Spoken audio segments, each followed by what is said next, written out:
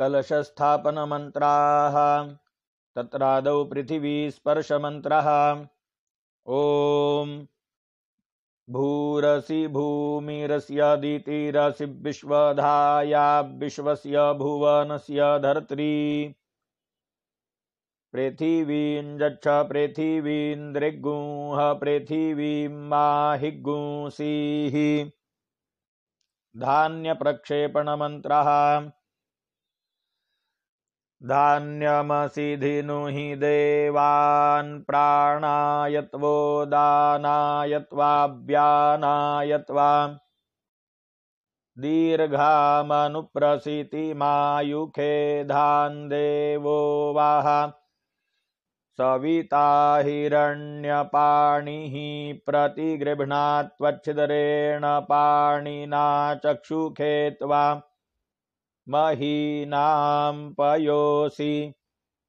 कलशस्थापनमन्त्रः आजिघ्रकलशं महिजात्वा विशन्त्विन्दवाः पुनरुर्जानिवर्तस्वसानाः सहस्रन्धुक्ष्वोरुधारापयस्वती पुनर्मा विशताद्रयिः जलप्रक्षेपणमन्त्रः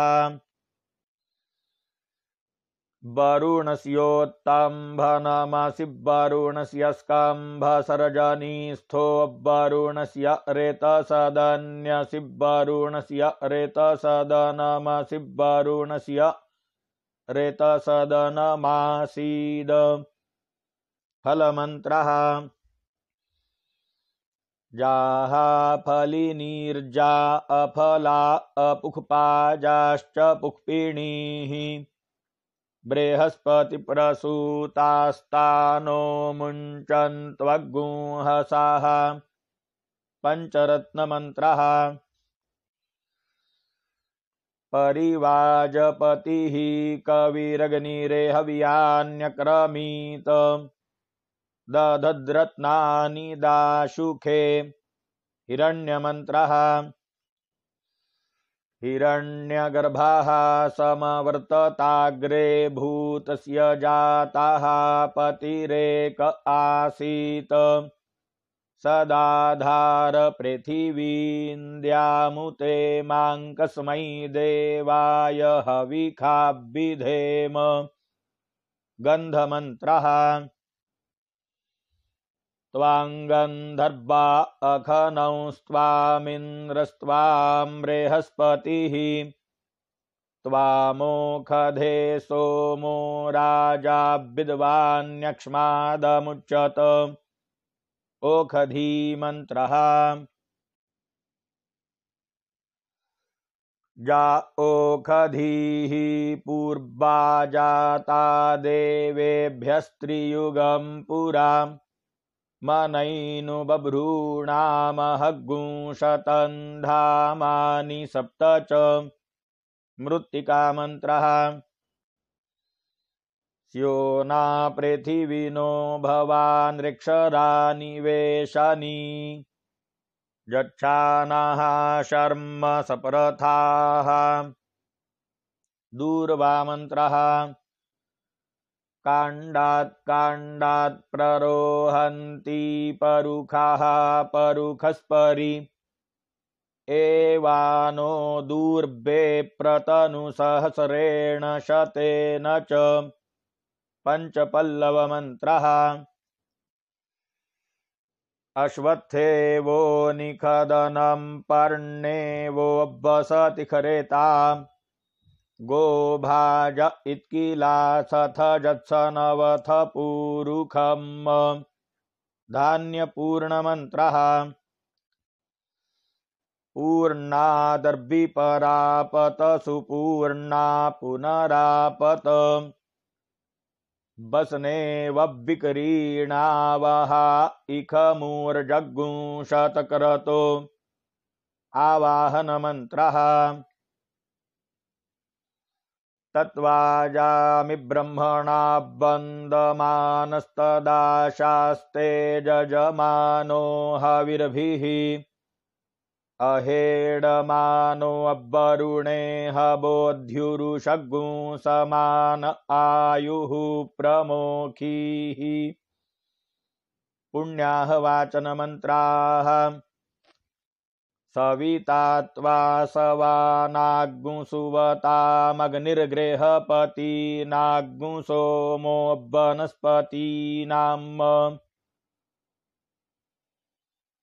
बृहस्पतिर्वाच इन्द्रो ज्यैष्ठ्याय रुद्राः पशुभ्यो मित्राः सत्यो अब्बरुणो धर्मपतीनाम्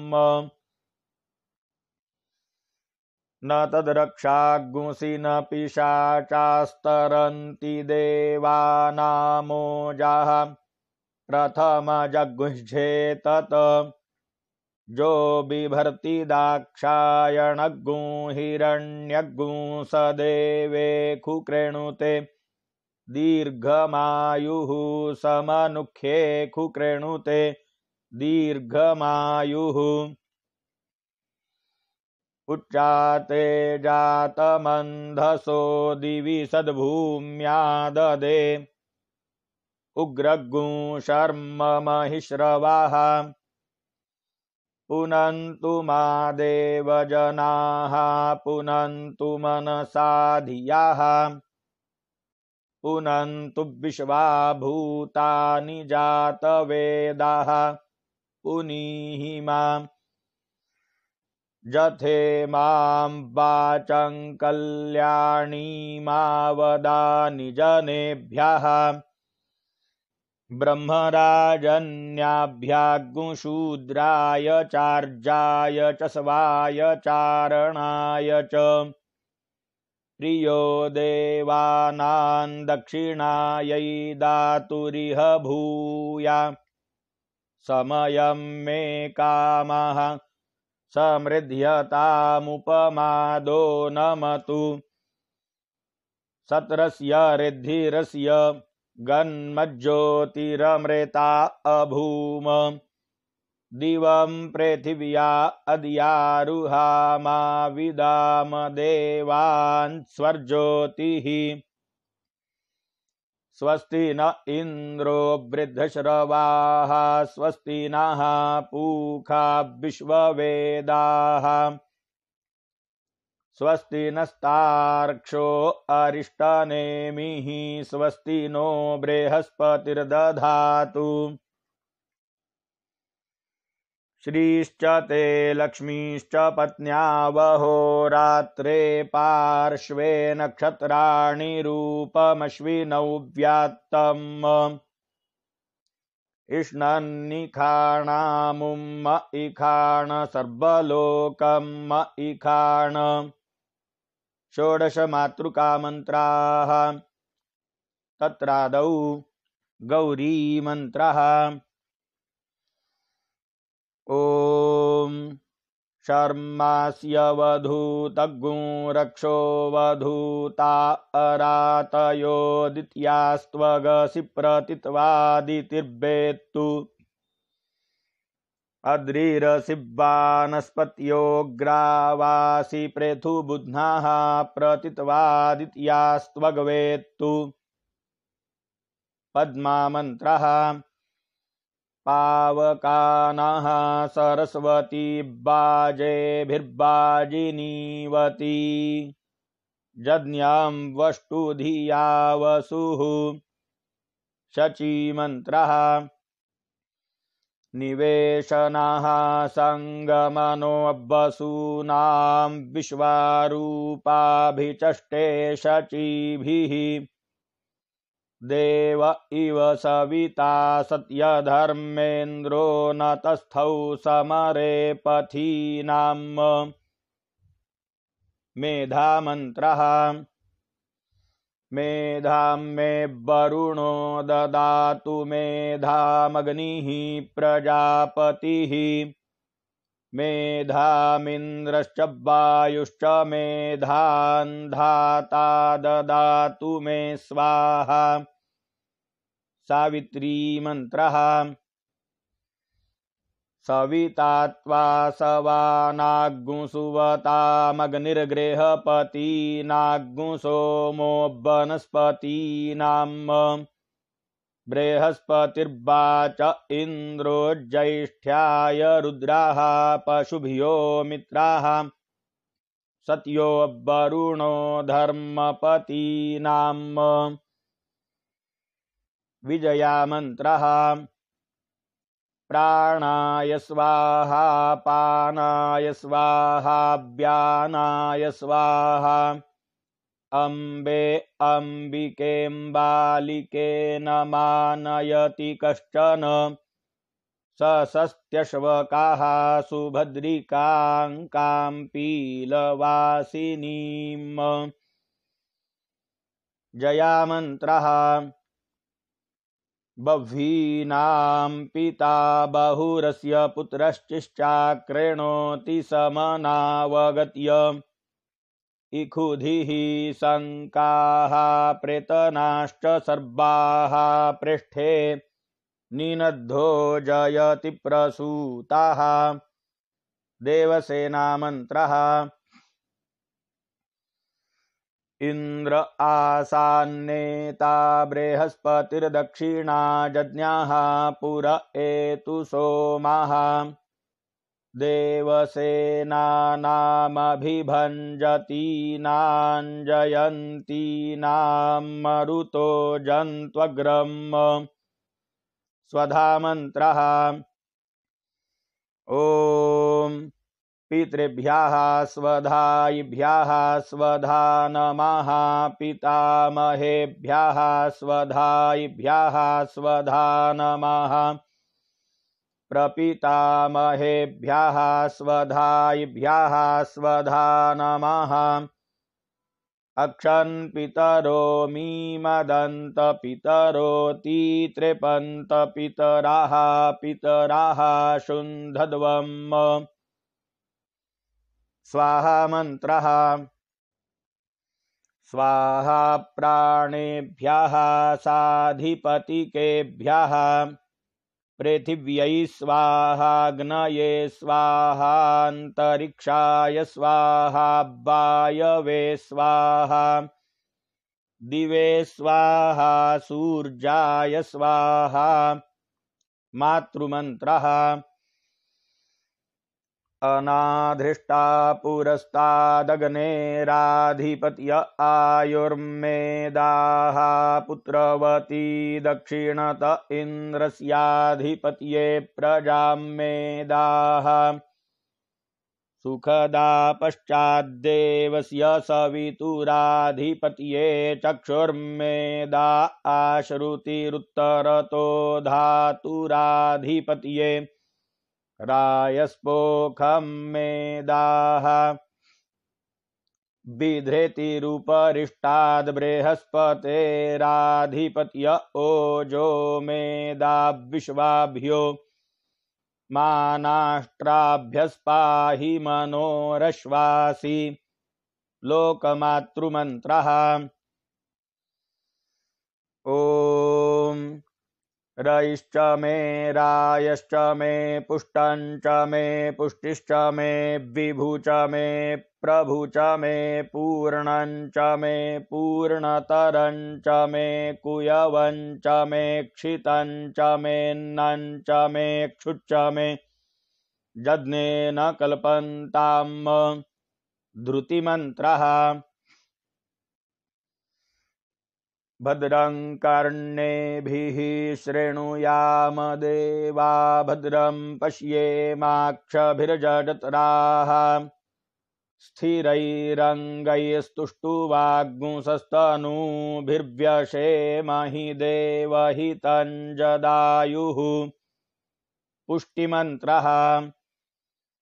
अङ्गान्यात्मन्भिखजातदश्विनात्मानमङ्गैः सम धात्सरस्वती इन्द्रस्य रूपगुंशतमानमायुश्चन्द्रेण ज्योतिरमृतं दधानाः तुष्टिमन्त्रः जातवेदसे सुनवाम सोममराति यतो निदहाति वेदाः स नः पर्षदति दुर्गाणि विश्वानावेव सिन्धुन्दुरितात्यगनिः कुलदेवता मन्त्रः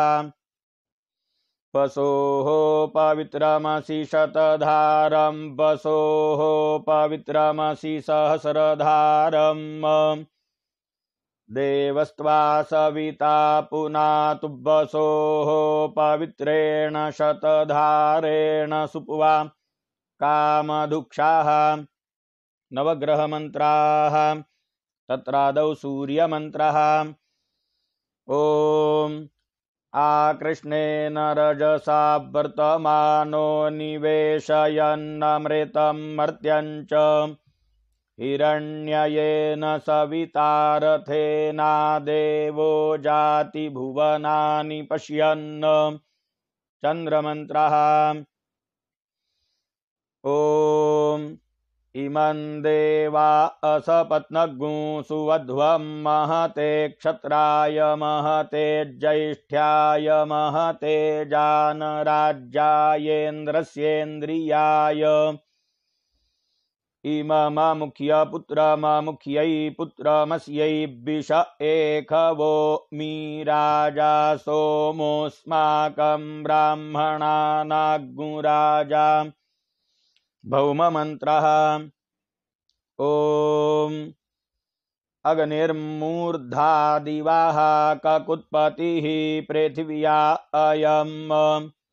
अपाग्मुरेताग्मुषि जिन्वति बुधमन्त्रः ॐ उद्बुध्यस्वाग्ने प्रतिजागृहीत्वमिष्टापूर्ते सग्गुं सृजेथामयं च अस्मिन् सदस्थे अद्युत्तरस्मिन् विश्वे देवा जजमानश्च सीदत बृहस्पतिमन्त्रः ॐ बृहस्पते अतियदर्जो अरेहाद्युमद्विभाति क्रतुमज्जनेखु जद्दीदयच्छवस रेतप्रजात तदस्मासु द्रविणन्धेहि चित्रम् शुक्रमन्त्रः अन्नात् परिसृतो रसं ब्रह्मणाव्यपिबत्क्षत्रं पयाः सोमं प्रजापतिः ऋतेन सत्यमिन्द्रियं विपानग्ं शुक्रमन्धस इन्द्रस्येन्द्रियमिदं पयोमृतं मधु शनैश्चरमन्त्रः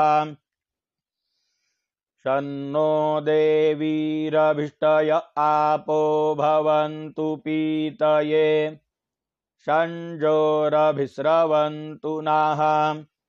राहुमन्त्रः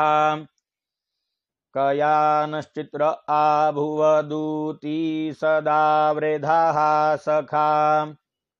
कयाशचिष्ठया वृता केतुमन्त्रः केतुं कृण्वन्न केतवेपेशो मर्जा अपेशसे समुखद्भिरजायथाः नवग्रहाधिदेवतामन्त्राः तत्रादौ ईश्वरमन्त्रः त्र्यम्बकं जजामहे सुगन्धिं पुष्टिवर्धनम् उर्वारुकमिव बन्धनान् मृत्योर्मुक्षीयमामृतात् उमामन्त्रः श्रीश्च ते लक्ष्मीश्च पत्न्यावहो रात्रे पार्श्वे नक्षत्राणि रूपमश्विनौ व्यात्तम् इष्णन्निखाणामुम्म इखाण सर्वलोकम् इखाण स्कन्दमन्त्रः जदक्रन्दाः प्रथमं जायमान उदयन् समुद्रादुत वा पुरीखात् श्येनस्य पक्षा हरिणस्य बाहु उपस्तुत्यं महि जातन्ते अर्बन् विष्णुमन्त्रः विष्णोरराटमसि विष्णोः श्नप्त्रेस्थो विष्णोः स्यूरसि विष्णोर्ध्रुवोऽसि वैष्णवमसि विष्णवे त्वा ब्रह्मणो मन्त्रौ आब्रह्मन् ब्राह्मणो अब्रह्मवर्चसी जायतामाराष्ट्रे राजन्यः शूर इखव्योतिव्याधीमहारथो जायतान् दोग्ध्रीधेनुर्बोढा नड्वानाशुः सप्तिः पुरन्धिर्जोखा जिष्णुरथेष्ठाः सभेयो जुवास्य जजमानस्य वीरो जायतान्निकामे निकामेनाः पर्जन्यो अब्बरेखतु फलवत्यो न ओखधयाः पच्यन्ताञ्जोगक्षेमो नः कल्पताम् ब्रह्मजज्ञानं प्रथमं पुरस्ताद्विसीमतः सुरुचोऽब्बेन आवाह स बुद्ध्या उपमा अस्यविष्ठाः सतश्च जोनिम सतश्च विवाह इन्द्रमन्त्रौ सजोखा इन्द्रसगणो मरुद्भिः सोमं पिबवृत्रः शूरविद्वान् जहि शत्रूरपमृधोऽनुदस्वाथा भयं कृणुहि विश्वतो नः त्रातारमिन्द्रमवितारमिन्द्रगुं हवे हवे सुहवगुं शूरमिन्द्रम् भयामि शक्रं पुरुहूतमिन्द्रग्स्वस्ति नो मघवाधात्विन्द्रः यममन्त्रः जमायत्वा मखायत्वा सूर्यस्य त्वा तपसे देवस्त्वा सविता मध्वानक्तु पृथिव्याः सगुंस्पृशस्पाहि अर्चिरसि शोचिरसि तपोसि कालमन्त्रः कारेखिरसि समुद्रस्य त्वा क्षित्या उन्नयामि समापो अद्भिरग्मत समोखधीभिरोखधीः चित्रगुप्तमन्त्रः चित्रावसो स्वस्ति ते पारमशीय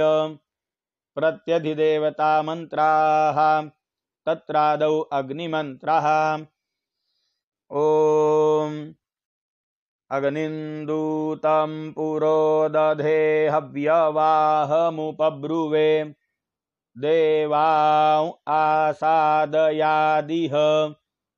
अपां स्थापनमन्त्रः अप्स्वन्तरमृतमप्सुभे खजमपामुत प्रशस्तिक्वशवा भवतब्बाजिनाः देवीरापोजो व ऊर्मिः प्रतुर्तिः ककुन्मान्वाजसास्तेनायं वाजगुंसेत पृथिवीमन्त्रः स्योना पृथिविनो भवानृक्षरानिवेशनी जच्छानः शर्म सप्रथाः विष्णुमन्त्रः इदं विष्णुर्विचक्रमेत्रेधानि दधे पदम् समूढमस्य पाग्गुंसुरे स्वाहा इन्द्रमन्त्रः त्रातारमिन्द्रमवितारमिन्द्रगुं हवे हवे सुहवगुं शूरमिन्द्रम् भयामि शक्रं पुरुहूतमिन्द्रग्स्वस्ति नो मघवाधात्विन्द्रः इन्द्राणीमन्त्रः अदित्यैरास्नासीन्द्राण्या उष्णीखाः उखासि घर्माय दीख्व प्रजापतिमन्त्रः प्रजापतेन त्वदेतान्यन्यो विश्वारूपाणि परिता बभूव जत्कामास्ते जुहुमस्तन्नो अस्तुभ्यग्स्याम पतयोरयीणाम् सर्पमन्त्रः नमोऽस्तु सर्पेभ्यो जे के च पृथिवीमनु जे अंतरिक्षे जे दिवि तेभ्यः सर्पेभ्यो नमः पंचदेवता मंत्राः तत्रादौ गणपतिमन्त्रः गणानां त्वा गणपतिगुं हवामहे प्रियाणां त्वा प्रियपतिगुं हवामहे निधीनां त्वा निधिपतिगुं हवामहे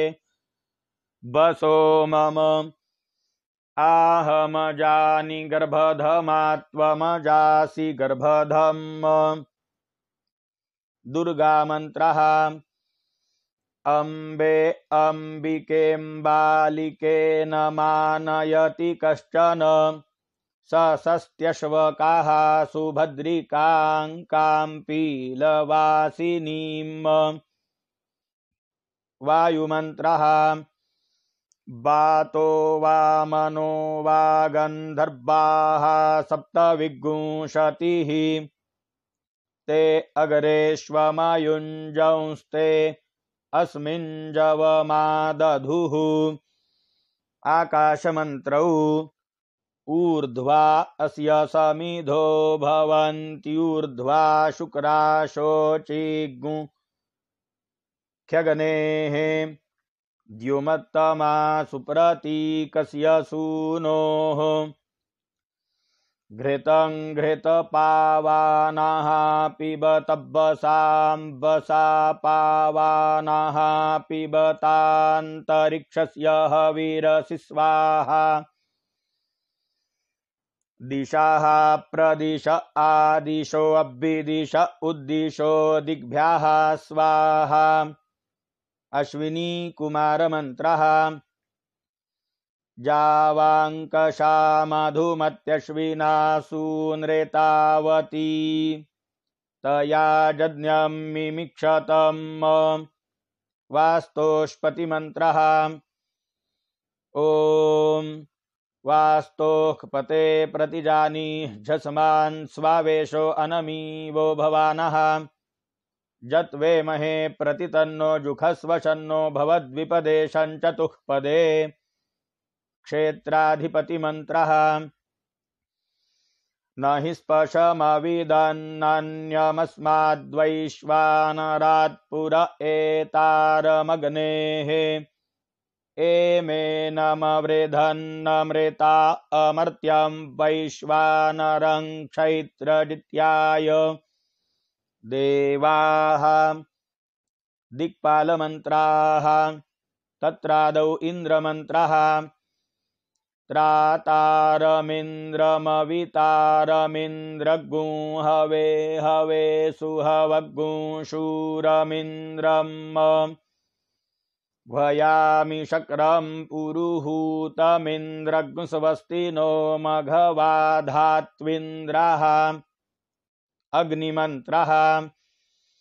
त्वन्नो अग्ने तव देव पायुभिर्मघो नो रक्षतन्वश्चबन्द्य त्रातातोकस्य तनये गवामस्य निमे खग्गुं रक्षमा नस्तवव्रते यममन्त्रः असिजमो अस्या द्वितीयो अर्बन्न सित्रितो गुह्येन व्रतेन असि सोमेन समयाविपृक्त आहुस्ते त्रीणि दिवि बन्धनानि निरृतिमन्त्रः असुन्वन्तमयजमानमिक्षस्ते नस्येत्यामन्विहितस्करस्य अन्यमस्मदिच्छसात इत्या नमो देवी निर्रेते तुभ्यमस्तु वरुणमन्त्रः इमं मे वरुणश्रुधी हवमद्या च मृडय त्वामवस्युराचके वायुमन्त्रः आनो नियुद्भिः शतिनीभिरध्वरग्गुं सहस्रिणीभिरूपयाहि यज्ञम् वायो अस्मिन् सवने मादयस्वजूयं पात स्वस्तिभिः सदा नः कुबेरमन्त्रः वयग्गुं सोमव्रते तव मनस्तनूखुबिभ्रताः प्रजावन्ताः सचेमहि शिवमन्त्रः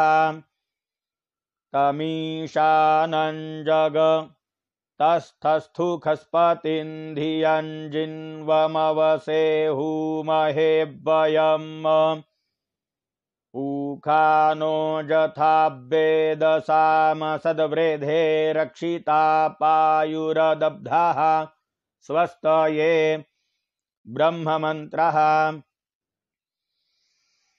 ब्रह्मजज्ञानं प्रथमं पुरस्ताद्विसीमताः सुरुचोऽव्येन आवाह स बुद्ध्या उपमा अस्यभिष्ठाः सतश्च जोनिमसतश्च विवाह अनन्तमन्त्रः स्योना पृथिविनो भवानृक्षरानिवेशनी जच्छानाः शर्म सप्रथाः दश दिक्पालेभ्य एकतन्त्रेण बलिदानमन्त्रः प्राच्यै दिशे स्वाहार्वाच्यै दिशे स्वाहा दक्षिणायै दिशे स्वाहार्वाच्यै दिशे स्वाहा प्रतीच्यै दिशे स्वाहार्वाच्यै दिशे स्वाहोदीच्यै दिशे स्वाहार्वाच्यै दिशे स्वाहोर्ध्वायै दिशे स्वाहार्वाच्यै दिशे स्वाहार्वाच्यै दिशे स्वाहार्वाच्यै दिशे स्वाहा सूर्यादिभ्य एकतन्त्रेण बलिदानमन्त्रः ग्रहा ऊर्जाहुतयोऽभ्यन्तोऽभिप्रायमतिम् तेखां विषप्रियाणां बोहमिखमूर्जग्गुं समग्रभमुपयाम गृहीतोऽसीन्द्राय त्वा जुष्टं गृह्णाम्येखतेजो निरिन्द्राय त्वा जुष्टतमम् क्षेत्रपालमन्त्रः न हि स्पशमविदन्नन्यमस्माद्वैश्वानरात् पुर एतारमग्नेः एमेनमवृधन्नमृता अमर्त्यं वैश्वानरं क्षैत्रजित्याय देवाः बलिनिस्सारणमन्त्रः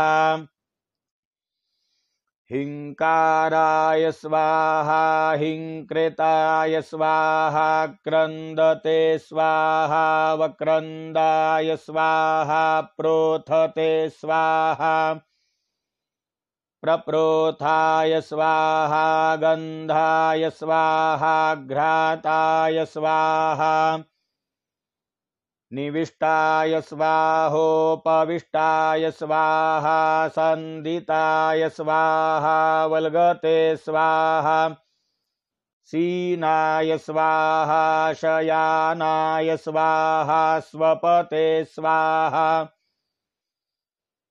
जाग्रते स्वाहा कूजते स्वाहा प्रबुद्धाय स्वाहा विजृम्भमाणाय स्वाहा विचृताय स्वाहा सगुहानाय स्वाहोपस्थिताय स्वाहा यनाय स्वाहा प्रायणाय स्वाहा अग्नेर्ध्यानमन्त्रः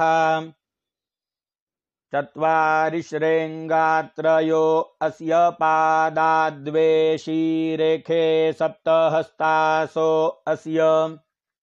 त्रिधा बद्धो वृषभोरोरवीति महो देवो मर्त्यां आविवेश अष्टाहुतिमन्त्राः त्वन्नो अग्ने वरुणस्य विद्वान् देवस्य हेडो अवयासि सिष्ठाः चजिष्ठो बह्नितमहाशोषुचानो अविश्वाद्वे खाग्गुसिप्रमु मुग्ध्यस्मत सत्वन्नो अग्ने वमो भवोति नेदिष्ठो अस्या उखसोऽव्युष्टौ अवयक्ष्वणो वरुणगुरराणो अव्वीहि मृडीकग्गु सुहवो न एधि इमं मे वरुण श्रुधि हवमद्या च मृडय त्वामवस्युराचके तत्वाजामि ब्रह्मणा वन्दमानस्तदा शास्ते जजमानो हविर्भिः अहेडमानो अवरुणे हवोऽध्युरुषग्गु समान आयुः प्रमोखीः अयाश्चाग्नेस्य नभिषष्टिपाश्च सत्यमित्वमया असि अयानो यज्ञं वहास्ययानो देहि भेकजग्गु स्वाहा जेते शतं वरुणजे सहस्रञ्जज्ञियाः पाशा वितता महान्तः तेभिर्नो अद्य सवितोत विष्णुर्विशवे मुञ्चन्तु मरुतस्वर्काः ॐ उदुत्तमं वरुणपाशमस्मदवाधमं विमध्यमघुश्रथाय अथाव्ययमादित्यव्रते तवानागसो अदितये स्याम भवतन्नाः समनसौ सचेतसावरेपसौ मा जज्ञगुं हिग्गुं शिष्टं मा जज्ञपतिञ्जातवेदसौ शिवौ भवतमद्यनाः पूर्णाहुतिमन्त्राः समुद्रादूर्मिर्मधुमां उदारदुपाग्गुषुना सममृतत्वमानट घृतस्य नाम गुह्यञ्जदस्ति जिह्वा देवान ममृतस्य नाभिः वयन्नाम प्रब्रवामा घृतस्यास्मिन्यग्ने धारयामा नमोभिः उपब्रह्मा शृण्वक्षस्य मानं चतुः श्रेङ्गो वमीद्गौर एतत् चत्वारि श्रेङ्गात्रयो अस्य पादाद्वे शीरेखे सप्तहस्तासो अस्य त्रिधा बद्धो वृषभोरोरवीति महो देवो मर्त्यां आविवेश त्रिधा हितं पणिभिर्गुह्यमानं गविदेवासो घृतमन्वविन्दन् इन्द्र एकग्गु सूर्य एकञ्जजानव्येनादे कग्गुस्वधयानिष्टतक्षुः एता अरेखन्ति हृदयात् समुद्राच्छतव्रजारिपुणानावचक्षे घृतस्य धारा अभिचाकशीमि हिरण्ययो अव्येतसो मध्य आसाम् सम्यक् स्रवन्ति सरितो नधेना अन्तर्हृदा मनसा पूयमानाः एते अरेखन्त्युर्मयो घृतस्य मृगा इव क्षिपणोरीखमाणाः सिन्धोरिव प्राध्वनेषु घनासोऽब्बातप्रमियाः पतयन्ति जह्वाः घृतस्य धारा अरुखो नब्बाजी काष्ठाभिन्दन्नूर्मिभिः पिन्वमानाः अभिप्रवन्त समनेव जोखाः कल्याण्याः स्मयमानासो अग्निम् घृतस्य धाराः समिधो न सन्तता जुखाणो हर्जति जातवेदाः कन्या इव वहतु मे तवा उ अञ्जञ्जाना अभिचाकशीमि जत्र सोमः सूयते जत्र जज्ञो घृतस्य धारा अभितत्पवन्ते अभ्यरेखत सुष्टुतिं गव्यमाजिमस्मासु भद्राद्रवीणानि धत्त इमं जज्ञन्नयत देवतानो घृतस्य धारा मधुमत्पवन्ते धामन्ते विश्वं भुवनमधिश्रितमन्तः समुद्रे हृद्यन्तरायुखि अपामनीके समिथेज आभृतस्तमश्याम मधुमन्तन्त ऊर्मिम् पुनस्त्वादित्या रुद्राब्बसवाः समिन्धतां पुनर्ब्रह्माणोऽब्बसूनीथ जज्ञैः घृतेन त्वं तन्वं वर्धयस्व सत्याः सन्तु जजमानस्य कामाः पूर्णादर्भिपरापत सुपूर्णा पुनरापत वसनेव विकरीणावः इखमूर्जग्गू शतक्रतो वसोर्धारामन्त्राः सप्त ते अग्ने समिधाः सप्त जिह्वाः सप्त रेखयाः सप्त धाम प्रियाणि सप्त होत्राः सप्त धात्वा जजन्ति सप्त जोनिराप्रेणस्व घृते न स्वाहा शुक्रज्योतिश्च चित्रज्योतिश्च सत्यज्योतिश्च ज्योतिखमांश्च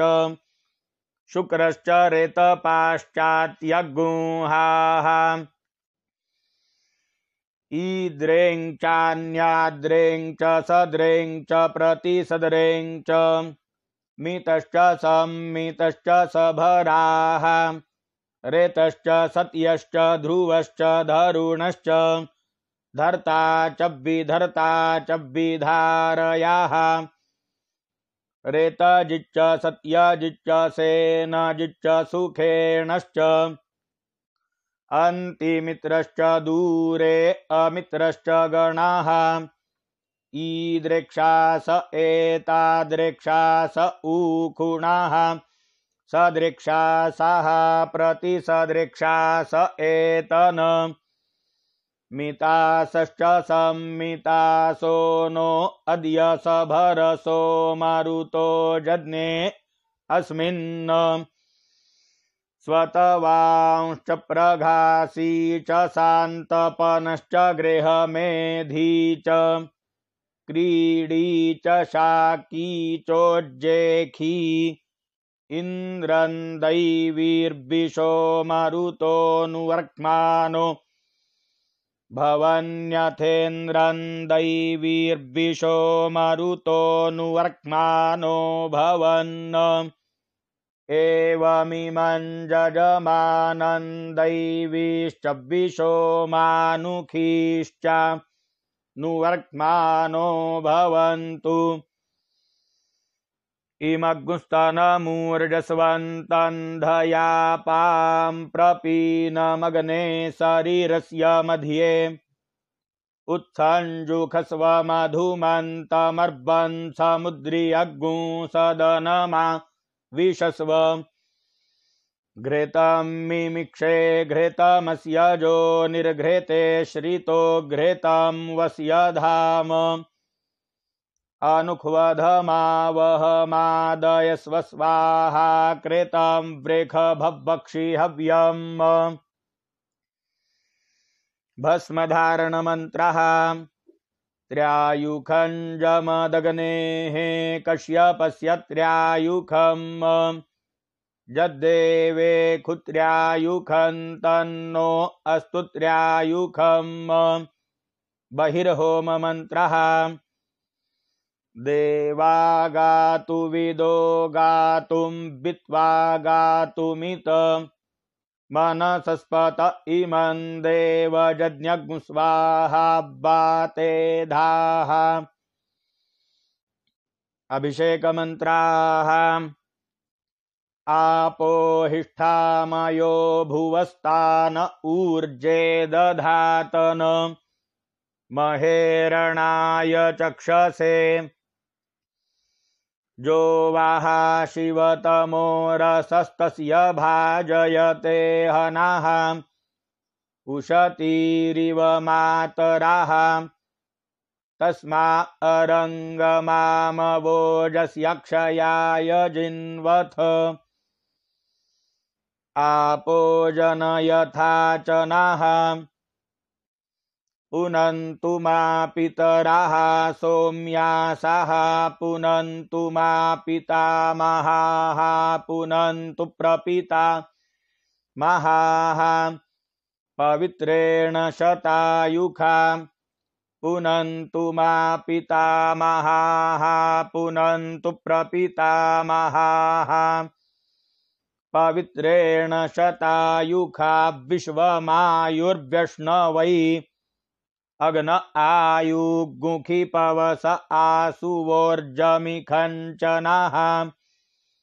आरे बाधस्वदुच्छूनाम् पुनन्तु मा देवजनाः पुनन्तु मनसा धियाः पुनन्तु विश्वा भूतानि जातवेदाः पुनीहि मा पवित्रेण पुनीहि मा शुक्रेण देवदीद्यत अग्ने कृत्वा क्रतुरनु जत्ते पवित्रमर्चिख्यग्ने विततमन्तरा ब्रह्म तेन पुनातु माम् पवमानः सो अद्यनः पवित्रेण विचरेखणिः जहापोता स पुनातु माम् उभाभ्यां देव सविताः पवित्रेण सवेन च मां पुनीहि विश्वताः वैश्वदेवी पुनति देव्यागाद्यस्या मीमा बभ्यस्तन्वो बीतपृष्ठाः तया मदन्ताः सधमादे खुब्बयगुस्याम पतयोरयीणाम् चित्पतिर्मा पुनातु वाक्पतिर्मा पुनातु देवो मा सविता पुनात्वच्छिद्रेण पवित्रेण सूर्यस्य रश्मिभिः तस्य ते पवित्रपते पवित्रपूतस्य जत्कामाः पुनेतच्छकेयम् जा ओखधीः सोमराज्ञीर्बह्वीः शतविचक्षणाः तासामसित्वमुत्तमारङ्कामाय शग्गुंहृदे जा ओखधीः सोमराज्ञीर्विष्ठिताः पृथिवीमनु बृहस्पति प्रसूता अस्यै सन्दत्तवीर्यम् पयाः पृथिव्यां पय ओखधीखुपयो दिव्यन्तरिक्षे पयोधाः पयस्वतीः प्रदिशाः सन्तु मह्यम् देवस्य त्वा सवितुः प्रसवेश्विनोर्बाहुभ्यां पूष्णो हस्ताभ्याम् सरस्वत्यै वाचो जन्तुर्जन्त्रिये दधामि बृहस्पतेष्ट्वा साम्राज्येनाभिषिञ्चाम्यसौ देवस्य त्वा सवितुः प्रसवेश्विनोर्बाहुभ्यां पूष्णो हस्ताभ्याम् सरस्वत्यै वाचो जन्तुर्जन्त्रेणाग्नेः साम्राज्येनाभिषिञ्चामि देवस्य त्वा सवितुः प्रसवेश्विनोर्बाहुभ्यां पूष्णो हस्ताभ्याम् अश्विनौर्भे खज्जेन तेजसे ब्रह्मवर्चसायाभिषिञ्चामि सरस्वत्यै भै खज्जेन वीर्यायान्नाद्यायाभिषिञ्चामीन्द्रस्येन्द्रियेण बलाय श्रियै जशसेभिषिञ्चामि विश्वानि देव सवितर्दुरितानि परासुव जद्भद्रन्तन्न आसुव धामच्छदग्निरिन्द्रो ब्रह्मा देवो बृहस्पतिः सचेतसो विश्वे देवा यज्ञं प्रावन्तु नः शुभे त्वञ्जविष्ठदाशुखो नृंहे पाहि शृणुधिगिराः रक्षातोकमुतत्मना अन्नपतेन्नस्य नो देशजनमीवस्य सुखमिणाः प्रप्रदातारन्तारिख ऊर्जन्नो धेहि द्विपदे चतुःपदे द्यौः शान्तिरन्तरिक्षगुं शान्तिः पृथिवी शान्तिरापः शान्तिरोषधयः शान्तिः वनस्पतयः शान्तिर्विश्वे देवाः शान्तिर्ब्रह्म शान्तिः सर्वगुं शान्तिः शान्तिरेव शान्तिः सामा शान्तिरेधि घृतावलोकनमन्त्रः रूपेण वो रूपमभियागान्तुथो वो विश्ववेदाभिभजतु रेतस्य पथा प्रेतचन्द्रदक्षिणाभिस्वाहा पश्यव्यन्तरिक्षञ्जतस्व सदस्यैः देवता मंत्राः।